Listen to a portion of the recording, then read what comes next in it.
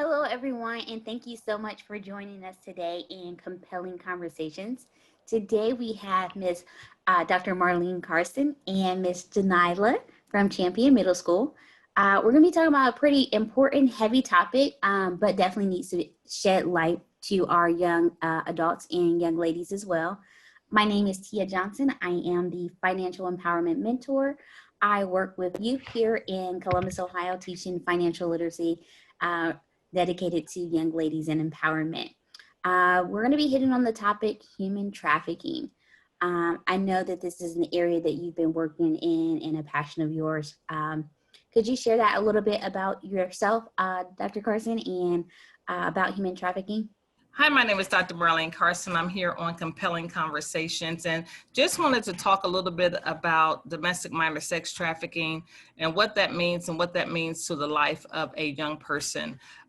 Sex trafficking, there are always three words that define sex trafficking.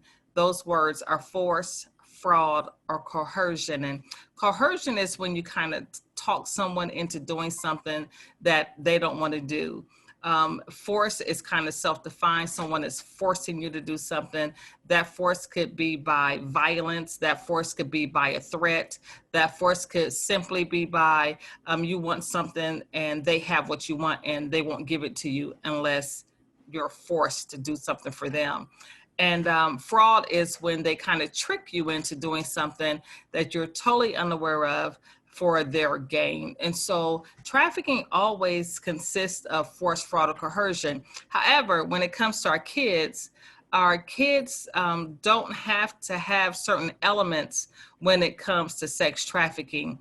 So oftentimes we see our young people that are coerced or seduced or talked into getting in some of these situations because they want their hair done, they want their nails done, they need food, literally some basic needs. And 51% of our kids are being trafficked because of a romantic interest. And I tell parents all the time that while we provide and we try to provide everything we can for our kids, oftentimes we are living in our own worlds, trying to manage what we're doing. And there's something in kids that is longing for your love, longing for your more time, longing for more affection. And unfortunately, when that child does not receive that, they can be seduced, they can be coerced into sex trafficking because a trafficker has identified that need or that void in their life. So it's important that we have these critical conversations. Thank you so much. And then, Ms. Jainyla, you had a question for her you already had prepared for us today? Yes. Okay, so what is sex trafficking and how did you protect yourself from it? That's a very good question. So sex trafficking is, I'm going to break it down in my terms. It's the it is the exchange of money, things, food, a bed to sleep in exchange for sex. So in sex trafficking, you're always going to hear three words, and those words are force, fraud, or coercion. But anytime there is an exchange, it could be simple as somebody gave you money to get your nails done, to have sex with them. That's trafficking, literally. And so trafficking is a commercial sex act where there's an exchange of gifts, money, or food, or things like that.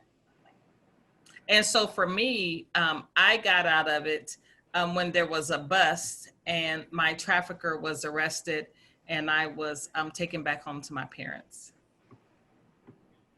Oh, wow. Yeah, let me ask you this question, Jalen. So for you, like, what grade are you in? I'm in 8th. You're in the 8th grade. So I was taken into prostitution as a virgin girl raised in a church when I was in the 8th grade. Wow. Yeah. Did you have any questions for her that you wanted to ask Dr. Carson as far as human trafficking and what she can do to really make sure that she is aware of her maybe environment, surroundings, maybe to protect her friends on social Yeah, media. absolutely. So there are several things that you can do as a young person, not only for yourself, but for your other peers in your school. One thing is watch who you're talking to on social media. You know, people make these fake profiles all the time.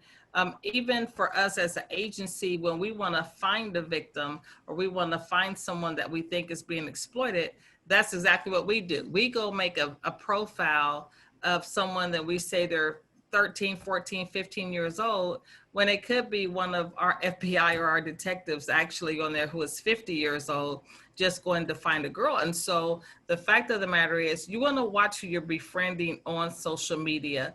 The other thing is, if you see like one of your peers, for me, there were signs that something was wrong in my life. And because my peers didn't recognize those signs, they didn't tell anybody. And you know, we say snitches get stitches, but the fact of the matter is, if someone would have told what was going on with me, I would not have considered them a snitch because they would have saved my life. And so I would say, just if you have a community of friends, watch your backs. Watch out for each other. Always, always, always communicate with your parents. I cannot stress that enough. Always communicate with your parents, no matter how, if someone is telling you not to say something, tell your parents anyhow. Tell a trusted adult, because the fact of the matter is, your parents is going to watch your back and see things that you possibly could not see. And that goes for you or your friends. If you see something going on with one of your friends, tell your parents, tell a teacher, tell a counselor, but reach out and say something, because if you don't, it could have someone else in harm's way.